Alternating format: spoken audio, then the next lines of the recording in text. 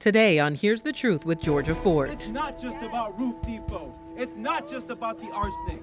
A demolition plan is raising serious health concerns. Demolition has got to go! What residents want to see happen and what state agencies say they're willing to do. I don't have to tell them I'm teaching love. And a safe space for youth to learn and grow. Meet a young rising star who spent half her life at a one-of-a-kind sewing and yoga class. Plus, we go on a joyride with a local trumpet player who discovered activism and solidarity through music.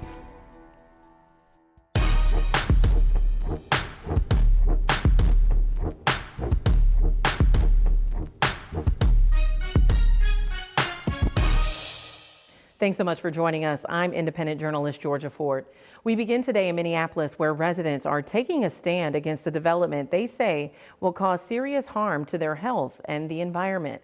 The plan is at a standstill in court for now, but remains a point of contention. A vacant lot resting at the heart of the East Phillips neighborhood in Minneapolis. How dare they? Is also the heart of a serious debate over a demolition plan between city officials serve as a general warning. and the people they serve. This project will not kill anyone, sir. In January, the city passed a plan to demolish the building near Hiawatha Avenue and replace it with a public works facility. The former warehouse building sits on top of high levels of arsenic, which causes cancer and increases the risk of cardiovascular diseases like asthma, a point of concern in the community. You have a right to clean air. You deserve clean water.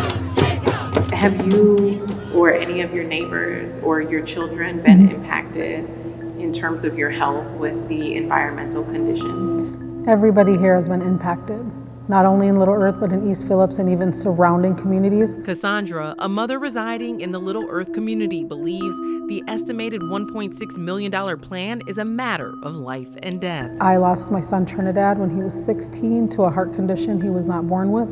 He was diagnosed at 14. At first, she says doctors were unclear on the root of the diagnosis, but they believe the air quality could have been a contributing factor in her son's death. I thought it was hereditary, and I'm glad I asked the questions I did. That's what a lot of people here who aren't related are sick from or passing away from, like my neighbor whose daughter died from a heart condition in her early 20s who wasn't born with a heart condition. So everybody has suffered in this community from the environmental injustice and racism.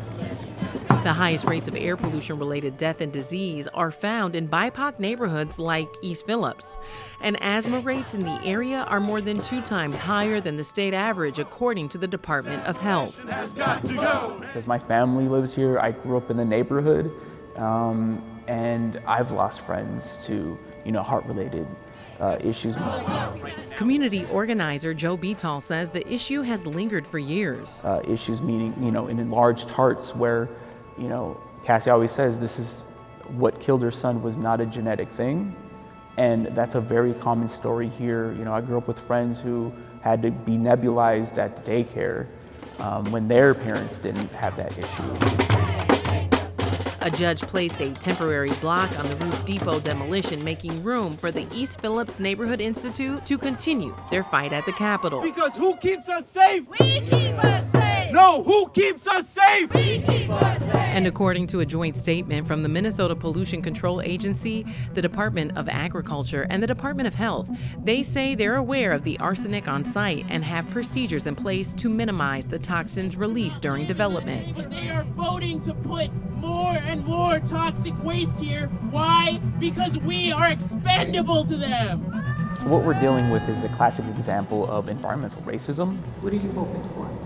I'm hoping for full community control of the 7.5 acres. Joe and several community members are pushing to convert it to an urban farm, community hub, and affordable housing. The 500 vehicles still come into this community with no promises that those vehicles will be electrified. There's only the promise of eventually, with technology, grants and such, that the fleet will be electrified. And that, quite frankly, that's just not good enough for this community. MPCA approved the plan after the city bought the site for nearly $7 million in 2016.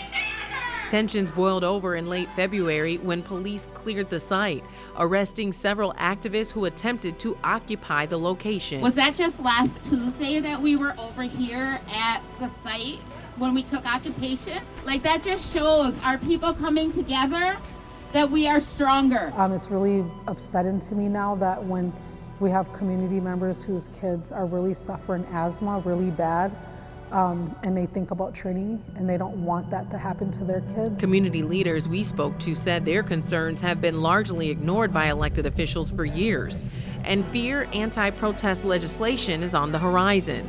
Because they blatantly don't listen to us in the city council chambers, or the mayor don't listen to us. It's grotesque. Let's make the community vision happen. It's about our babies.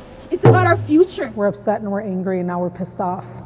Our newsroom reached out countless times to Mayor Jacob Fry's office, who has doubled down on support for the plan, but we have not heard back. 6 of the 7 city council members who voted in favor of the plan also declined to comment, except President Jenkins, who sent us a written statement confirming she's presented what she calls a compromise. It includes a solar garden, an urban farm, and a plan for accelerated tree plantings. But as of Friday morning, no agreement had been reached with the East Phillips Neighborhood Institute. Oh no, they lost the narrative like weeks ago, and they've been trying to do damage control. Like, it surprises me how much they're using resource-wise against this community, because we had a veto last April, which astounded me. And it's upsetting because we really are the true victims here in this community of their votes that they're making, and the fact that they're blatantly disrespectful to us and don't care about our children's lives. But Jason Chavez, the council member who represents the district, says he's committed to getting the best possible outcome for the community. But besides that issue, for me, it's that the moment that building gets knocked down, there's going to be 800 parking spaces with diesel trucks, city employee trucks, and cars, and that is going to add more pollution into the neighborhood no matter what. And everybody can agree that more vehicles, trucks, and diesel trucks coming into a neighborhood that's already overburdened by pollution is going to cause more pollution into this neighborhood, right? Have I heard back? You know, that just goes to show those city council members, the only person that actually responded was Jason Chavez. To this day. He says the work to find middle ground with his peers and gain community trust is an uphill battle he's willing to attack head on. But unfortunately, we live in 2023 where there's a disconnect between government and the people they represent. The way you solve that is through community conversations, like I said, door knocking, talking about what your plan is and what you're gonna do to protect this community. And that hasn't happened in this community. But according to a statement from City Council President Jenkins, she believes there's no disconnect and thinks the current counter proposal reflects that. Do you think that the community in Little Earth and East Phillips neighborhood truly trust the city to make a decision that's in their best interest? No, and you know, it's sad to think of that. Even in the midst of an ongoing 8-year battle, residents say they're hopeful despite the uncertainty of the future. I'm optimistic. I'm always gonna hope that we figure this out for the sake of my community, but I don't have a timeline.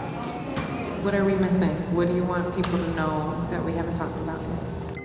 Yeah, that the fight is not over. Turning now to Robbinsdale, where the search for transparency continues surrounding the death investigation of Khalil Azad. Khalil's family and organizers expressed to members of the local Human Rights Commission and the city manager that they're still unclear on the details of what led up to Khalil's death. This after police body cam footage was released to the public last week. So when I'm sitting here asking you guys questions and he's acting like he don't know what's going on, and he was sitting in there, that's not okay. So the tapes were released, and you didn't see the tapes, and you don't know, and nobody knows, and I have a 6-month-old daughter. Now, if we got out here protesting and we got out here doing something to your streets, we would be known as terrorists. We're wrong. Like, y'all act like, y'all don't have no answers. So what are we here for? There's no answers. We have no answers right here, right now. 2 of the 3 officers was what we presented. It was, why it went out that way, I don't have a good answer for you. We were able to get out everything that we had within the next day. And I guess as far as the footage goes, I can't comment on it now with the BCA conducting the investigation. Authorities have called Khalil's death a drowning following a police pursuit in July of last year. His body was found 2 days later. At least 4 agencies were present the day Khalil went missing. So far, only the Robbinsdale police have released footage. Community leaders are asking other agencies, especially the ones with canines, to release their footage as well. The Minnesota Bureau of Criminal Apprehension is currently leading an independent review. This story is still developing. We will continue to bring you updates both here and online at georgiafort.com. Today, we pay homage to a pillar in our community. My name is Beverly Cotman. I am also known as Auntie Beverly.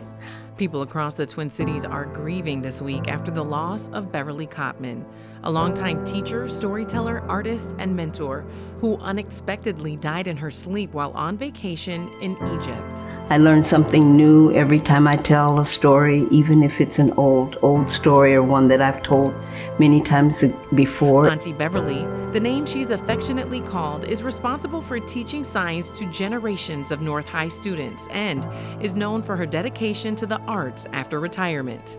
She was 80 years old. Still ahead, Butchie Austin shows us how he's fostering solidarity through his band and how he is protesting through his music. Plus, a 13-year-old rising star in Minneapolis brings us a moment of zen inside her yoga and sewing class. Are you looking for a unique shopping experience? One that celebrates and supports Black businesses and culture? Introducing the Black Market, the ultimate destination for all your shopping, eating, and entertainment needs. At the Black Market, you'll find over 70 Black-owned vendors, all under one roof. From food and fashion to books and art, there's something for everyone at the Black Market.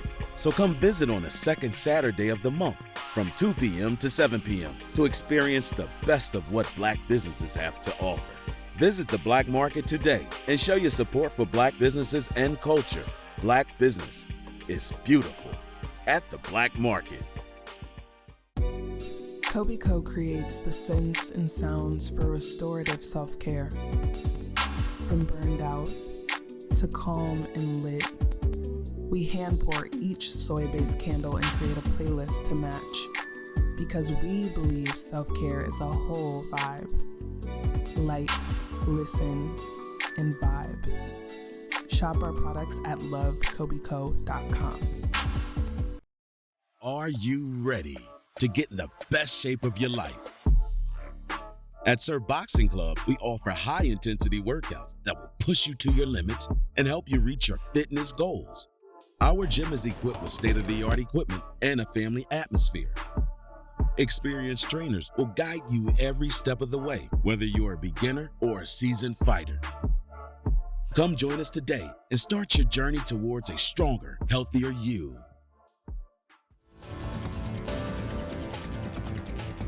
A one-of-a-kind class in Minneapolis is bringing youth together, teaching them life skills like sewing and yoga.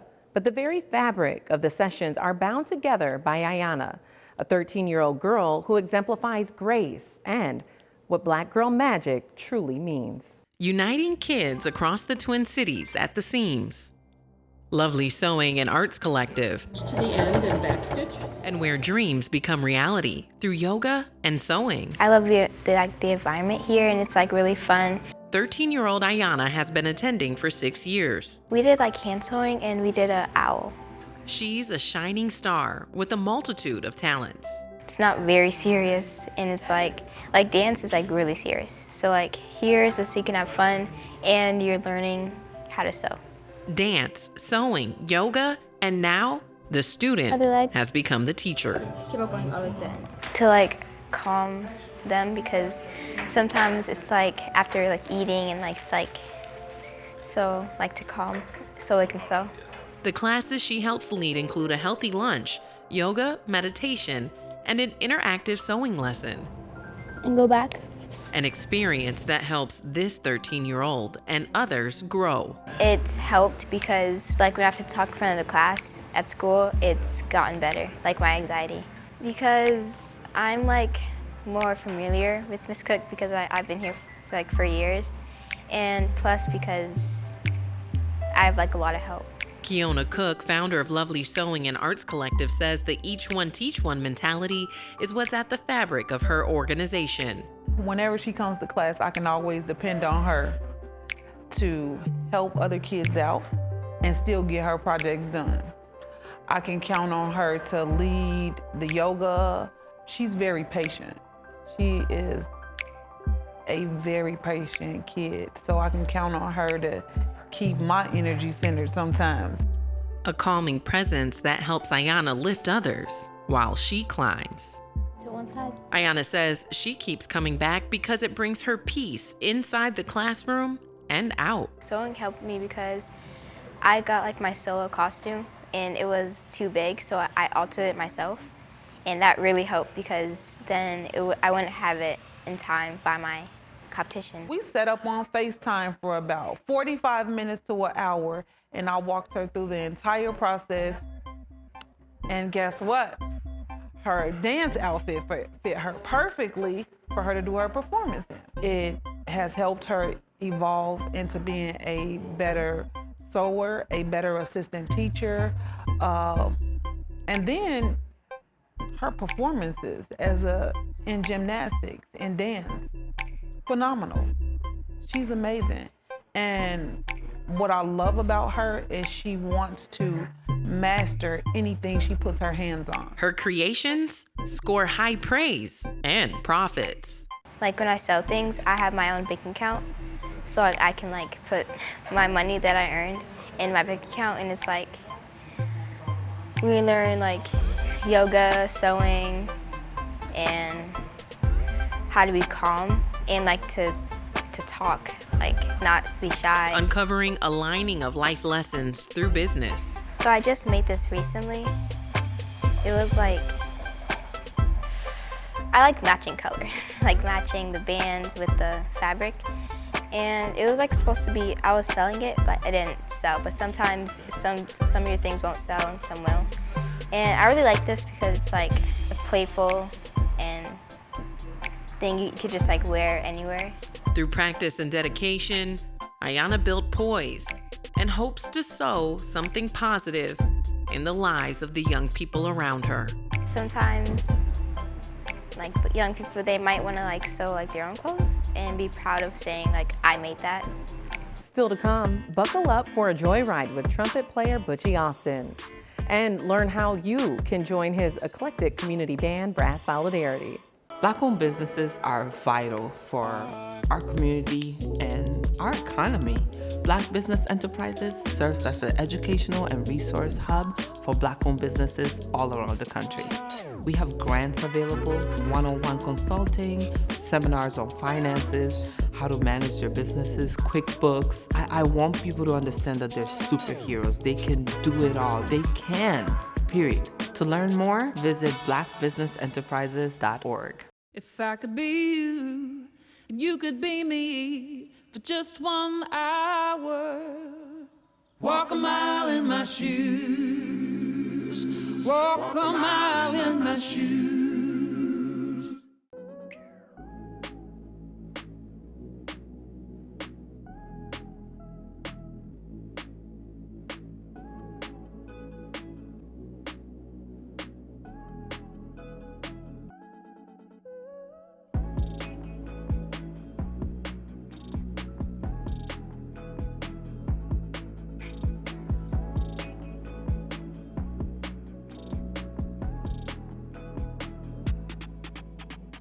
I felt accomplished after I got my diploma. Made me feel that I could take on whatever challenges life throws at you. Find free adult education classes near you at finishyourdiploma.org. Are you not confident in your smile? Well, we have a plan for you. Here at Code White Teeth Whitening, we are here to help you reach your smile goals. We're offering up to 70% off your commitment. Now that's something to smile about.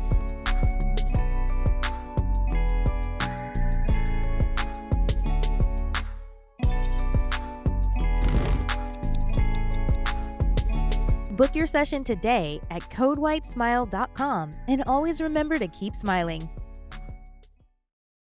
Today's Joyride is sponsored by Nail Partners. Music is a universal language. It can heal, unite, and create community. In this week's Joyride, we introduce you to local musician Butchie Austin. We need I need bass and Okay, and rhythm. So you got it? Okay. No, give me a beat. I'm gonna try. Okay.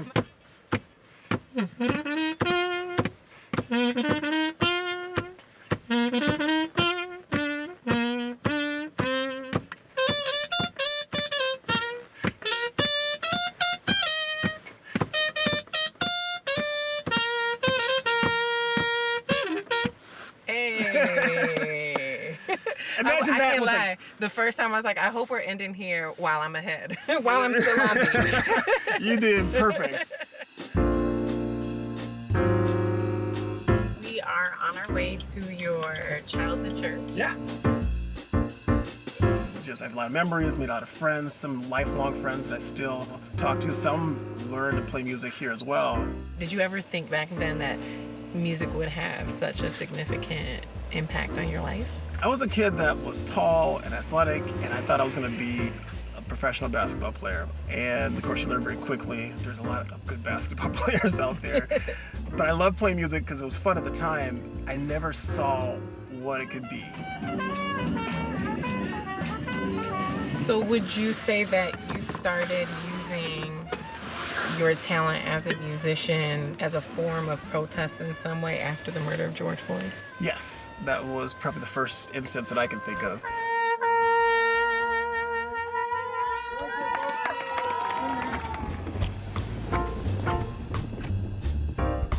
That's where it started. I would just come and play every so often, and then I found some other musicians. And we formed a brass band. We don't turn anybody away. I mean, it's a very open thing. If you feel like you can use your gift, your sound, to help with this movement, to help bring joy to a community, to help in this movement for Black liberation, then come. Our hope is that most people would have no other choice but to stop and dance. If they could dance to just feel better enough in that moment or in that day, then we felt like it was a success. I actually took a long break from playing the trumpet and maybe music in general because I didn't see a future with it. And it wasn't until around the time my dad passed away that I felt it was important to bring this back in my life and spend more time and energy perfecting it in a way that was allowing me to use it to do good, to serve my community, to bring joy to anyone that is willing to listen. So it's been a great process. I mean, you played from George Floyd Square to Orchestra Hall. Could you talk about what that's like for you as a Black man to go from, kind of both ends of the spectrum?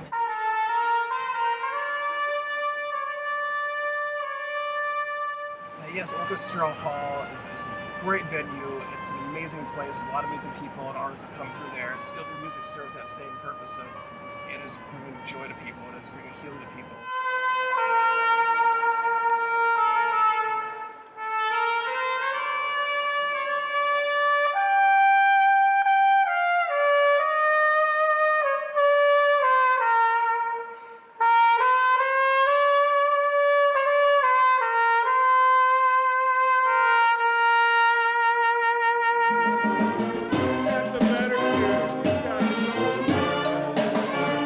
People at the end of the day still lean on music to move them, to inspire them, to heal.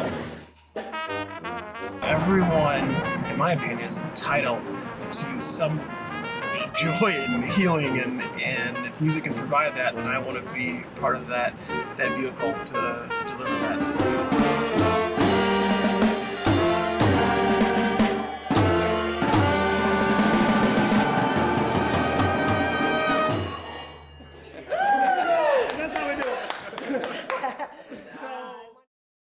Today's Joyride is sponsored by Nail Partners, bringing a renewed approach to commercial real estate and urban planning. Thanks so much for watching Here's the Truth. For extended versions of these stories and more, head over to georgiafort.com. In the meantime, have a wonderful weekend, and I'll see you next Saturday at 11. Next week on Here's the Truth, we sit down with Attorney General Keith Ellison. Why was this an effort that you wanted to allocate resources to? Because I don't like people getting killed and I don't like people's cars getting stolen. More on the state's investigation into the two automakers he believes are at fault for the spike in car thefts. And a local organization is restoring hope for those who are pursuing freedom from the inside. Plus, buckle up for a joyride with soul singer Mayada. Wait, seriously, you used to rap? I did. Is it recorded anywhere? It's deep in the archive.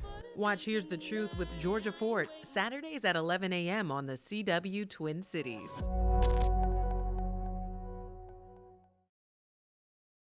To me, public functionary is the future. I think just this rootedness in really early career artists, in emerging practices and emerging artists, it's sort of like this future-looking moment. Public functionary to me has always been about artist support and providing opportunity and resources to artists, particularly artists who haven't had access to those opportunities in the past. Public functionary is the place where you really can plant your ideas and watch them grow.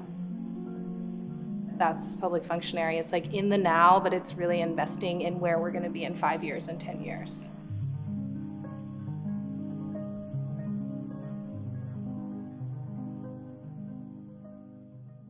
Hey Bobo, do trees tell each other stories? I'm sorry, I'm afraid I don't know that. Hey, why don't we go find out? Listen. Do clouds take naps? I couldn't tell you. Dad, do stars visit their friends? Look!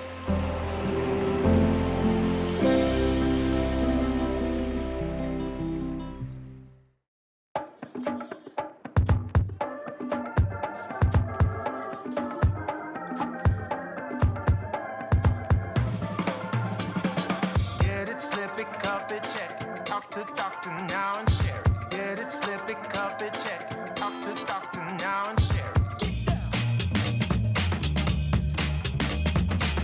Gonna get it, gonna slip it, gonna cuff it. Check it, talk to doctor and share it. Gonna get it, gonna slip it, gonna cuff it. Check it, talk to doctor and share it. Get it, slip it, cuff it, check it. High blood pressure silently affects millions of Americans. Staying on top of your blood pressure is as simple as these 4 easy steps. Self-monitoring is power.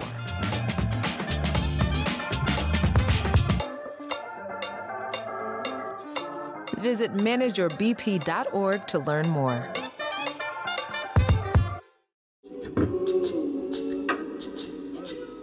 Man, it's lonely. Like, going through life lonely. There is the therapeutic aspect of music, just expressing how you feel. I'm going to talk to Howie about his feelings, make it into a song.